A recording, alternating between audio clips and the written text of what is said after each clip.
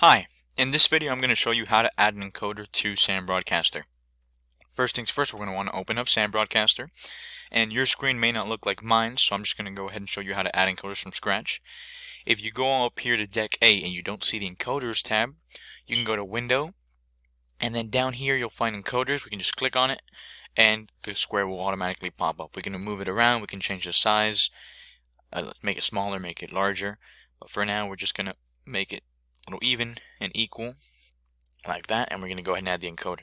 So first things first, we're going to want to click on the plus button. We're going to click on an MP3 if it's an MP3, or AAC, AAC Plus, MP3 Pro.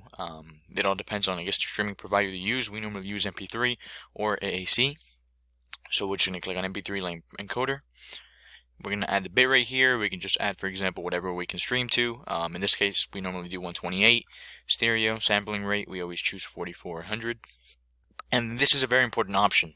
If, let's say, for example, you're a 24/7 radio station and you want the station, I guess, streaming 24/7, I normally always click on this option. So after every 5 seconds, the encoder pretty much restarts. And the same thing with the bottom option as well. If the power goes out or internet goes out for a minute or two, SAM will automatically disconnect and will no longer be live because it uses an internet connection. So what the second option does is it automatically reconnects after 15 seconds.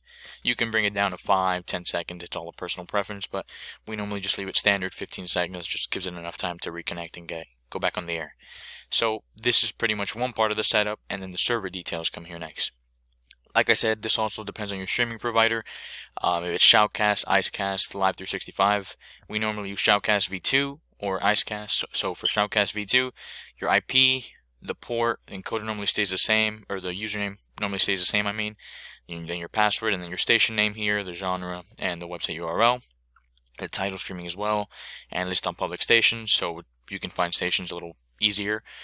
And then we just click on for Icecast, it'd be the same thing, Icecast2, IP, port, username normally stays the same, password, the mount point as well.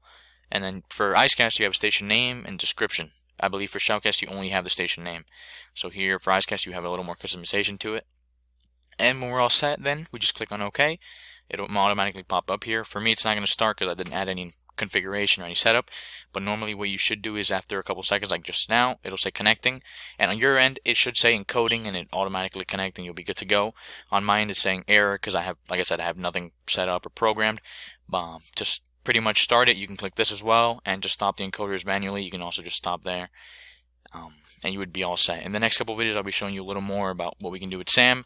I recommend you subscribe to the channel to be kept up to date with all our latest videos. Thank you so much for watching, and have a great day.